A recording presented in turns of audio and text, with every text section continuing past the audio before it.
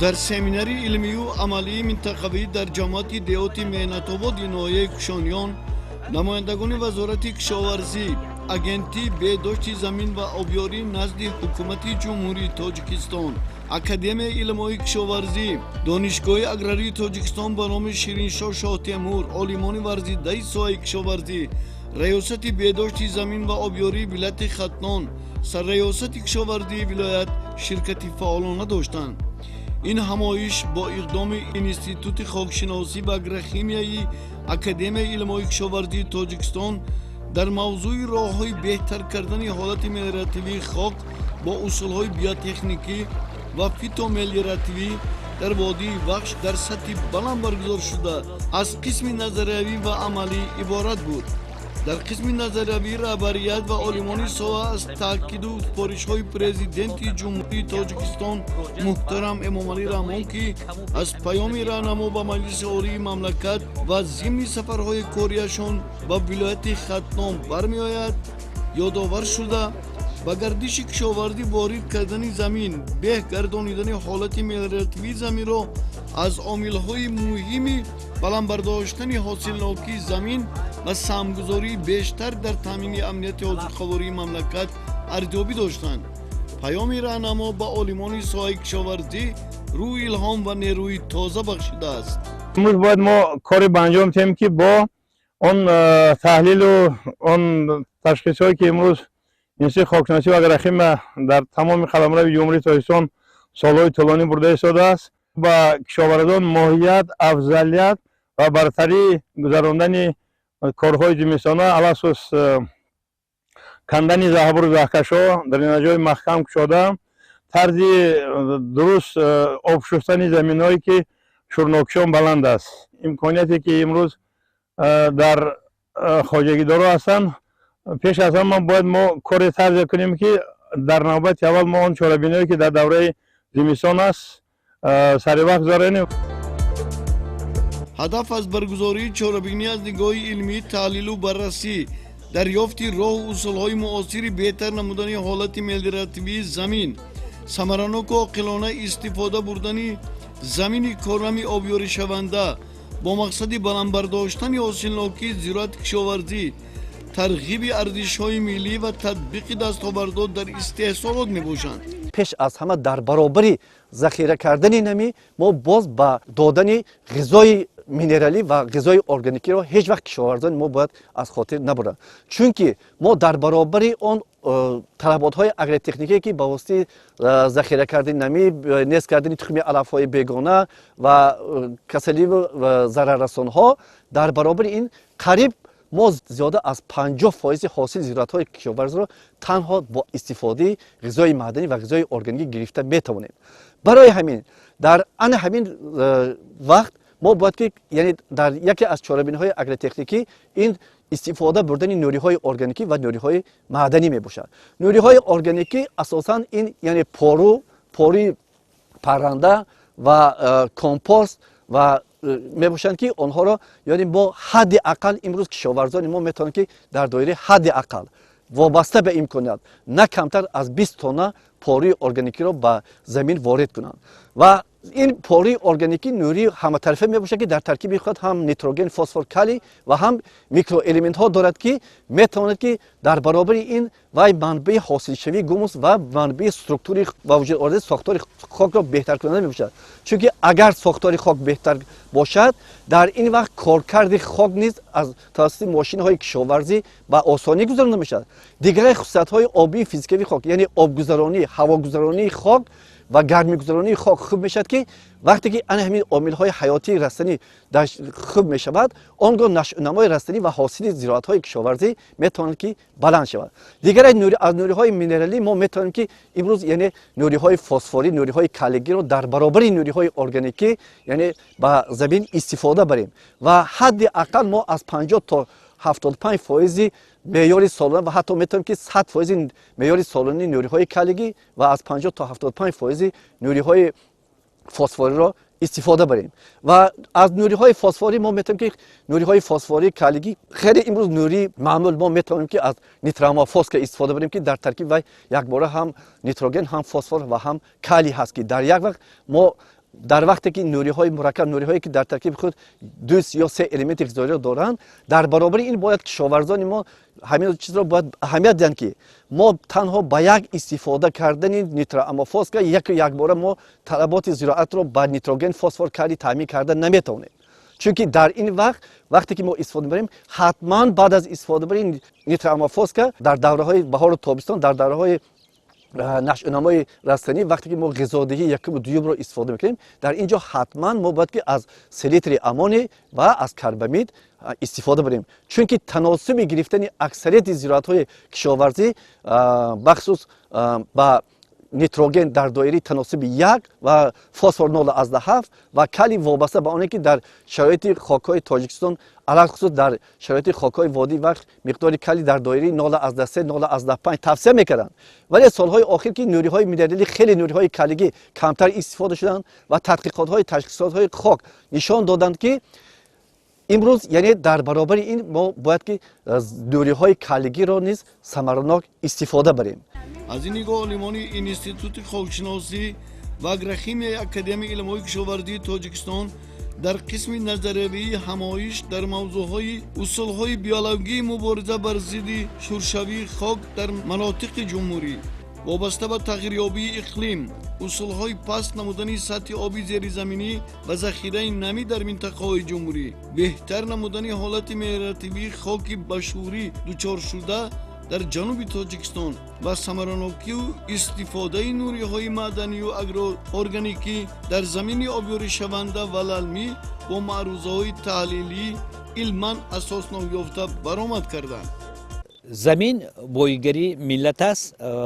و آن ما رو وادار بسازد که آن رو ما همچون گهواره که چشم احتیاط نماییم. برای حاصلخیز نگاه داشتن زمین ها بیشتر از حاصلخیزی زمین ها از حالت میلیریتیوی زمین ها سخت وابستگی دارد. در جمهوری تاجیکستان 4 نمودی شورشوی زمین به خط گرفته است. این شورشوی پست، شورشوی میانه، شورشوی بلند و شورشوی از حد بلند. بعد معین کردن درجه شوری خاک، بعد گرفتن نمونه های خاک، باید ما حتما این زمین ها را آبشویی کنیم. خود زمین های شور گفته زمین های میمونن که در ترکیب آنها مقدار معینی نمک ها موجود باشند. اینها میتونن نمک های خلورید ناتری، خلورید مگنی، هیدروکربنات ناتری و دیگر الیمنت ها هست. انیون و کاتیون هست که دووالنت هست. مثال کلسی، مگنی، اینها در آب حل نمیشوند و لیکن هنگام مقدار زیادی آنها در خاک بودن از 5% زیادتر آنها قبط‌های تشکیل میکنند که با نام قبط‌های گچناک و خود میدونید که قبط‌های گچناک هم خیلی تاثیر منفی میرسونند. حاضر دور اساسی گذراندن آبشویی کنی زمین برای چی؟ برای اینکه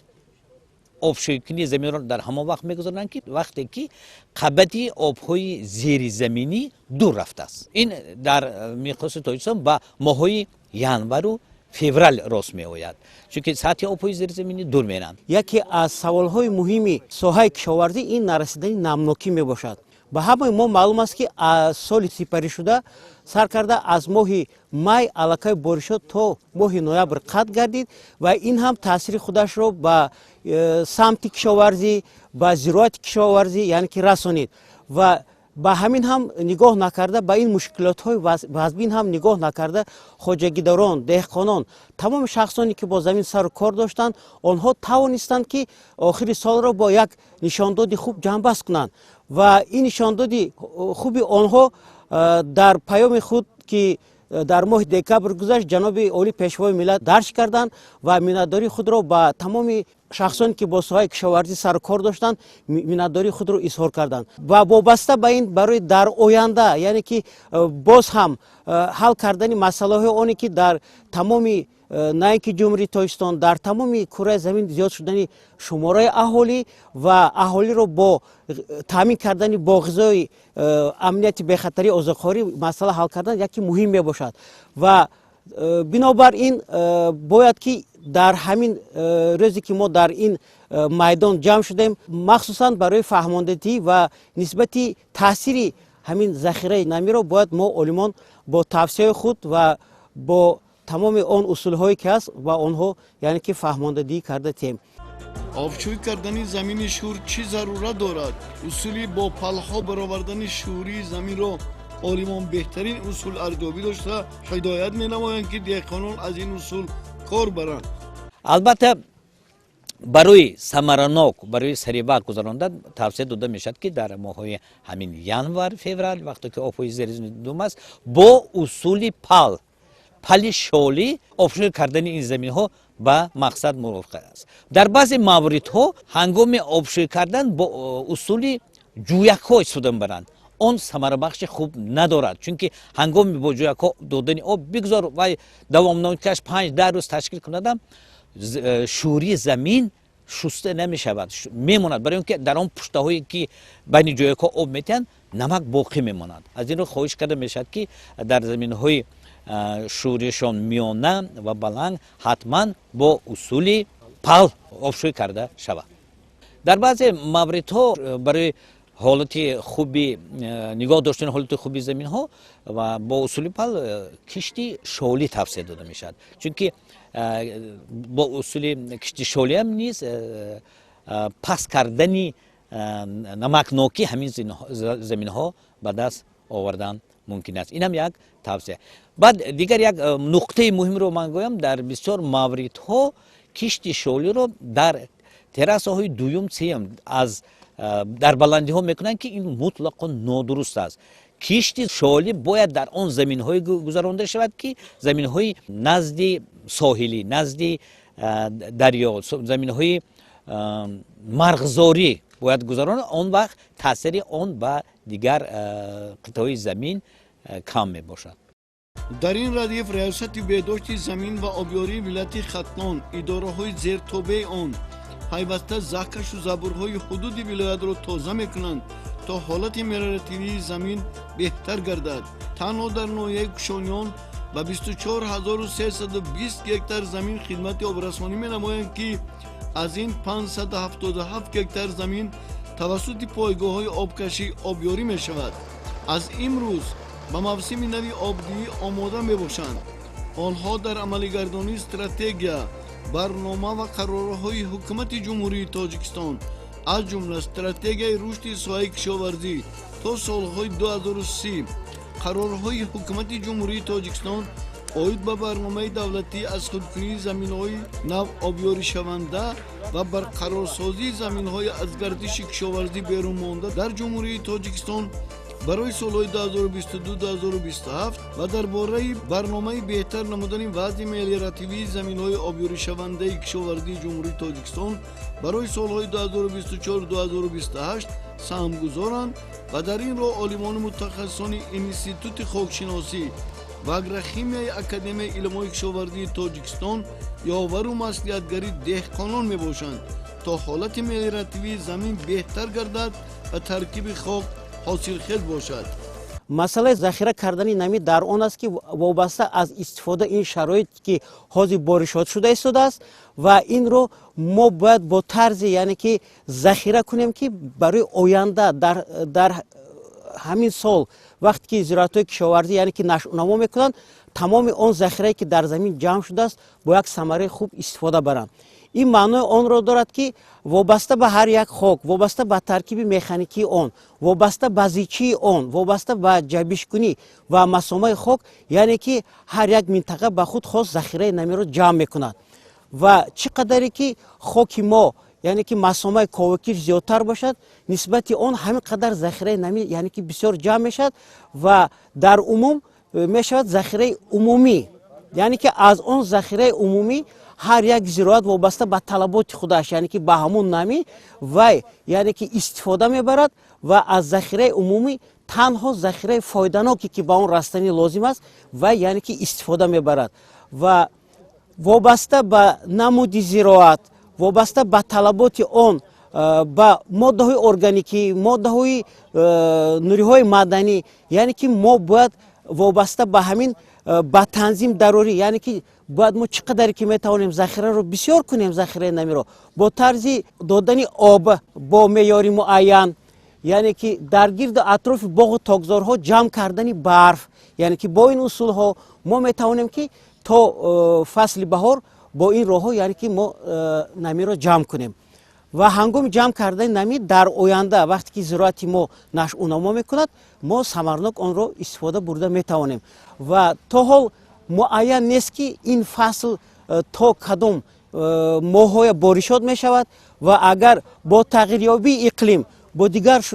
شدن حرارت هوا باید که ما دورنما کنیم و به نقشه گیریم که در آینده از این نمی ما تنقصی نکشیم، زیرا که برای حاصل گرفتن 1 سنت حاصل وابسته از همون نمی، یعنی که چقدر که ما نمی را در خاک در قبط خاک شدگار و زیر شدگار جمع کنیم همون قدر ثمرناکی آن در آینده دیده می شود. هنگام آبشویی کنی ما باید دانیم که در کدام زمین های از نقطه نظری ترکیبی مکانیکی خاک آبشویی گذرانده میشد. اگر اینها خاکای می باشن خاکای سبک، خاکای میانه و خاکای وزنین، در خاکای سبک اگر خاکای سبک شوردار باشد مقدار آبی که برای آبشویی کرده میشد همگی 1.5-2 هزار رو تشکیل میکند، چون که آبگذرانی بلند دارند و آنها با معیار آبی کلان در یک مدت کوتاه آبشویی کردن ممکن است. زمین هایی که میانه ترکیب مکانیکیشان میانه است در اینجا گذراندن آبشویی کنی یک خصوصیت دارد. این یکم از آنی که آبگذرانی معتدل دارند، دوامناکی دادن آب اینجا به زیاد است، 5-6 روز رو تشکیل میکند و معیار آبم از 3-4 هزار زیاد می باشد. هنگام معرکه گذراندن آبشویی کنی یک همان وقت این معرکه این آبشویی کنی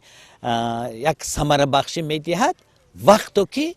حالت خوبی ملیریتیوی زهبور و زهکش ها تامین باشد. این چی گفته گفت؟ این معنی آن دارد که همین زهبور و زهکش ها باید تازه کرده باشند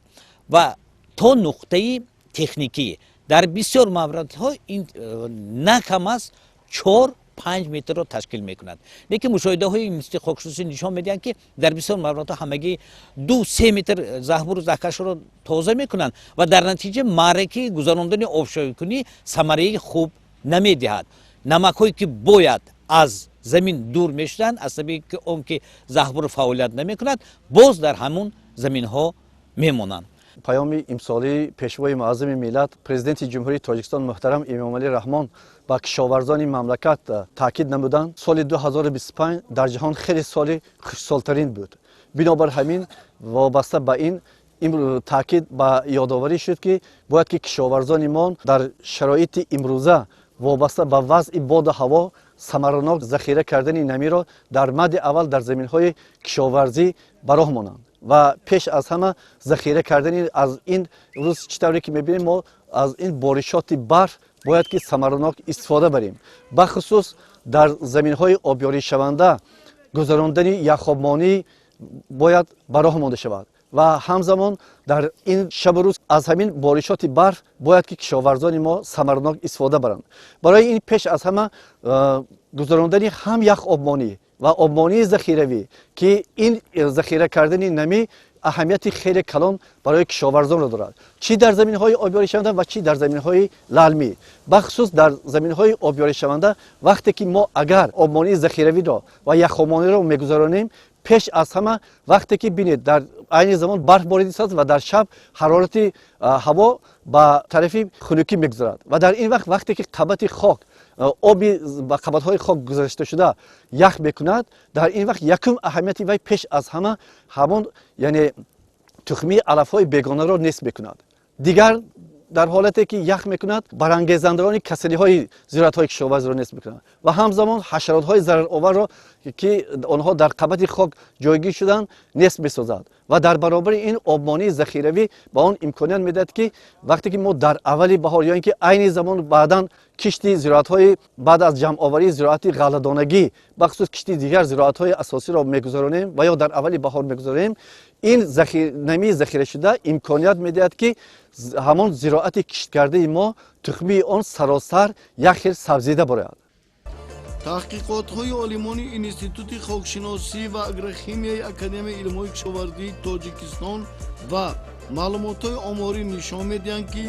бо сабабҳои риоя нагардидани равандҳои кишгардон дар ҳолати паст қарор доштани ҳолати техникии шабакаҳои обёрӣ ва заҳкашу забурҳо, нагузарондани обшӯйкунии замини шуршуда, аз рӯи меъёр истифода набурдани нуриҳои минераливу органикӣ, майдони заминҳои ҳолати мелиоративияшон ғайриқаноатбахш дар ҷумҳурӣ ба 36200 гектар расидааст ки аз ин 13635 гектараш ба вилояти Хатнон рост меояд. аз ин нигоҳ аз рӯи дастуру тавсияҳои олимон корро боро мондан ба манфиати кишоварзон мебошад. бахусус яхобмонӣ, яхҷуфт, намиро нигоҳ доштан ба манфиати деҳқон буда зарур аст ки дар ин ҷода дастуру тавсияҳои олимонро сарфи назар накунем. асосан дар хокҳои минтақаи мо ки ҷойгир шуданд вобаста аз минтақаи сатҳи баргӯем аз 300 то 500 ва 500 то 700 ва вобаста бо ҳамин минтақаи амудиш, яъне ки онҳо вобаста аз адади миқдори боришот онҳо захираи худро мекунанд ва дар он минтақаҳое ки аз боришот таъмин ва кам таъмин онҳо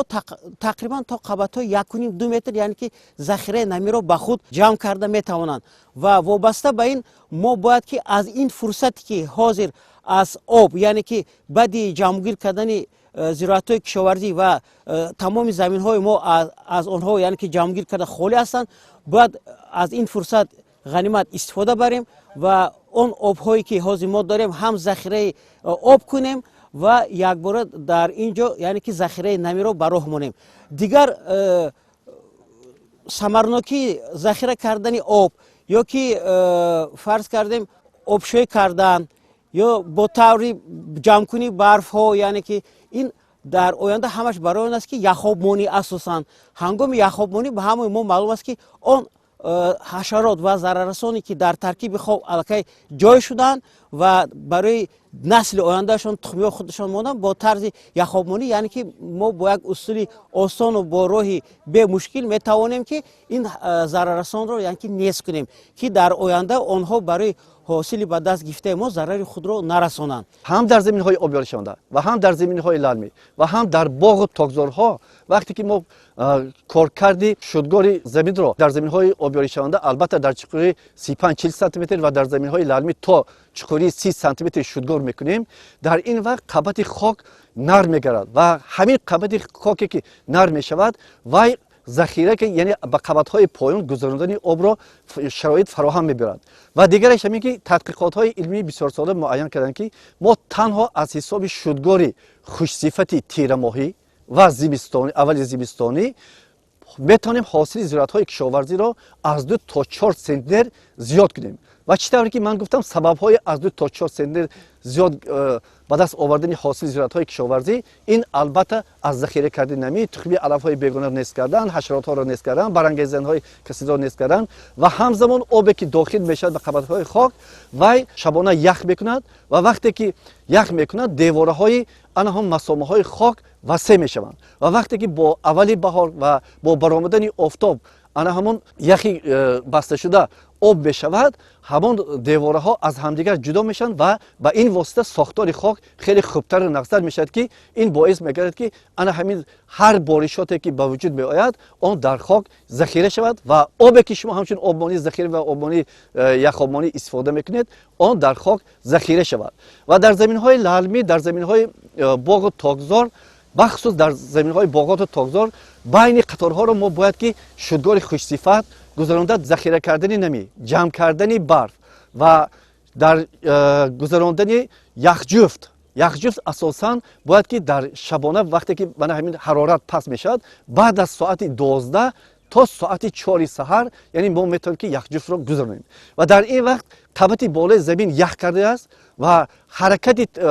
мошинҳои кишовардӣ, олатҳои коркунандаи хок хеле ба осонӣ мегузарад ва дигараш дар он аст ки он ба ҳамин қисмҳои эҳтиётӣ хурдашавии онҳо نمیگذارد و دیگرش اونه که در زمین های للمی و در باغ تاگزار وقتی که انا همین در زمین های آبیارشنده ما آبمانوی ذخیره میگذاریم و در زمین های للمی ما برف جمع کنی ذخیره کردنی نمی میگذاریم چی در باغ تاگزار چی در زمین های للمی و امکانیت میدهد که هم برای سبزیده برآمدنی زراعت هایی که در بخصوص غله‌دانگی ها و روغن دهندگی در للمی کشت میشن و دیگرش این انا همین نمی ذخیره شده امکانیت میده که در دوری در باغات و تاگزار هنگام گلکنی انا همین نمی ذخیره شده باعث در حالتی که اگر حرارت هوا یک باره بلند میبیاید انا همین نمی ذخیره شده با باردارشوی گل مساعدت میکند و از این درختان میوه دهنده و تاگزار یعنی ضرر نمیبیند و کشاورزان ما میتوانند که از همین یعنی حاصل بلند دلخواه را به دست بیارند. тоҷикистон узви комилҳуқуқи созмони умуми ҷаҳонӣ савдо буда имрӯз деҳқонони мо бояд маҳсулоте истеҳсол намоянд ки ба талаботи ин созмон ва бозори ҷаҳонӣ рақобатпазир бошад. аз ҳама муҳим ба саломатии инсон зиёновар зудвайрон шаванда набошад. талаботи қонуни ҷумҳурии тоҷикистон дар бораи истеҳсолоти биологӣ қатъӣ риоя гардад. олимон барои истеҳсоли маҳсулоте аз нигоҳи табиӣ экологӣ тоза истифодаи нуриҳои органикӣ биё гумус биё нурии баҳор ва дигар витаминҳоро тавсия медиҳанд. نوری‌های میکروبیولوژی نیز میتوانند که با البته با فعالیت میکروارگانیسم‌های خاک مساعدت کنند و البته در خاک میکروارگانیسم‌های خاک هستند که آنها بخصوص هستند امونیفیکاتورها نیتریفیکاتورها که پیوستگی‌های نیتروژن را از پیوستگی‌های ارگانیکی به پیوستگی‌های معدنی تبدیل می‌دهند و آنها را دسترسی رستنی می‌گردانند و البته نوری‌های میکروبیولوژی نیز در خاک فعالیت میکروارگانیسم‌ها را و دسترس شوی المنت‌های غذایی را به رستنی بهتر و خوبتر می‌گردانند و همین این نوری‌ها را تنها در مهلت توسعه شده و با معیار توسعه شده اگر خواهیم که حاصلی بلند و محصولات با صفت کشاورزی را به دست آوریم باید که از همین طلبات‌های اگروتکنیکی رعایت کرده شوند. در این مشورت آموزشی عملی انستیتوت خاکشناسی و اگروخیمی اکادمی علم‌های کشاورزی تاجیکستان توسط نقلیات مخصوص آزمایشگاه سیار که مجهز با دستگاه تجهیزات معاصر بود به خدمت کشاورزان آوردند. این آزمایشگاه سیار امروز برای ساحه کشاورزی کشور خیلی مهم است چون که به تحلیل خاک نمیتواند که خواجگیدار معیار سالانه نوری‌های ارگانیکی و یعنی معدنی را بر راه ماند. چون که غذای یک طرفه هنگام نارسایی المنت‌های غذایی میتواند که رستنی دوره نشونمای خود را قطع گرداند یا که در مهلت دور و دراز دوره پخته رسیدن رستنی ها طولانی کشد. اگر از جهت دیگر قسمتش را گیریم هنگام یک طرفه غذا دادن تنها ما میتوانیم که بیوماس رستنی زیاد شود اما حاصل نشود. اما در نتیجه تحلیل درست خاک نه تنها خواجگیدار میتواند حاصل خوب و صفت خوبی حاصل گیرد و در برابر که بازار کشور را با میوه سبزیجات تامین میکند در برابر این صنعت را نیز با اشیاء خام نیز میتواند تامین کند و در برابر دیگر از جهت اقتصادی به خواجگیدار نیز ثمره‌ناک میشود و این آزمایشگاهی که از جانب یعنی لایحه بلند برداشتن استواری ساحه کشاورزی برای انستیتوت دسترس شد میتواند در مدت 1 ساعت به سر زمین خواجگیدار آمده تمام نمودی تشخیص ها را بیش از 220 نامگوی تشخیص ها را میتواند گذراند و در همان زمان تحلیل کند و به خواجگیدار نتیجه تحلیل را گوید. یعنی میتواند هم مقدار ماکرو المنت ها و میکرو المنت ها مقدار گوموس درجه شورناکی درجه اشقارناکی ترشناکی خاک را نیز معین کند و به خواجگیدار توصیف دهد که چگونه باید معیار سالانه نوری ها را استفاده برد. اگر گروه خاک خواجگی از روی تامیناکی با ماده های غذایی به گروه 1 باشد خواجگی میتواند معیار سالانه را 100 نه 130% استفاده برد. یعنی در مثال 150 کیلوگرم نیتروژن نه میتواند آن را 195 کیلوگرم استفاده برد. اگر خاک خواجگی به گروه 5 داخل باشد یعنی درجه تامیناکیش خوب باشد همگی اون معیار سالانه را خواجگیدار میتواند تنها 25% را استفاده برد که این چقدر میتواند خراجات خواجگی را از جهت اقتصادی یعنی تامین نماید.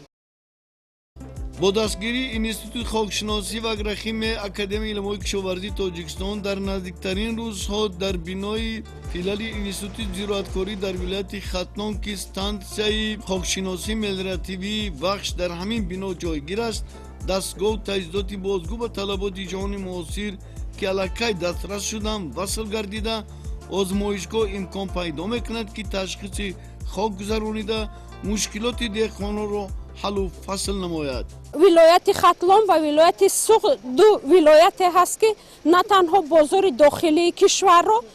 در برابر این صادرات به خارج کشور هست و چون شما همتون شاهد بودید که پیشوای معظم ملت هنگام ارائه پیام خود به مجلس عالی کشور به تمام خواجگیداران عموما کشاورزان عالمان اظهار منتداری کرد و همه ما آماده هستیم که با اون باوری که پیشوای معظم ملت به اهل کشاورز دارد یعنی صادقانه خدمت کنیم و اون تجهیزاتی که در با مبلغ بیش از 10 میلیون به انستیتوت خاکشناسی و اگرخیم اکادمی علم‌های کشاورزی دسترس شد، پورا در آزمایشگاه مرکزانیده شده انستیتوت خاکشناسی و اگرخیم تجهیزات ها وصل و کورس های سمینارهای آموزشی یعنی گذرانیده شد و در خود یعنی شهر دوشنبه ما آماده هستیم که از تمام شهر و ناحیه ولایت ختلان، ولایت سوق، ناحیه‌های تابع مرکز ما تحلیل های خاک را گیریم. وابسته به اون استانسیایی که در پایگاهی یعنی ولایت ختلان جایگیر است، استانسیای ملیوراتیوی خاکشناسی بخش انستیتوت خاکشناسی تجهیزات ها دسترس شدن و یک آزمایشگاه سیار نیز به آنها دسترس می‌گردد و در روزهای نزدیکترین از جانب مؤسسه دولتی رشد صاحبکاری و در سمت کشاورزی پورا وصل می‌گردد و خواجگیداران این منطقه نیز به یگان ممانعت مشکلات می‌توانند که تشخیص خود را گذرانند و نیز ما خودمان نیز آماده ایم که تشخیص و تحلیل های خاک را گذرانیم. در مجموع برگزار کردن سمیناری علمی و عملی منطقوی در موضوع راه‌های بهتر کردن حالت ملیوراتیوی خاک با اصول‌های بیوتکنیکی و فیتوملیوراتیوی در وادی بخش در بگردانیدن حالت ملیوراتیوی زمین حاصل خیز گردانیدن ترکیب خاک زمینه‌ای با اعتماد می‌گذارد.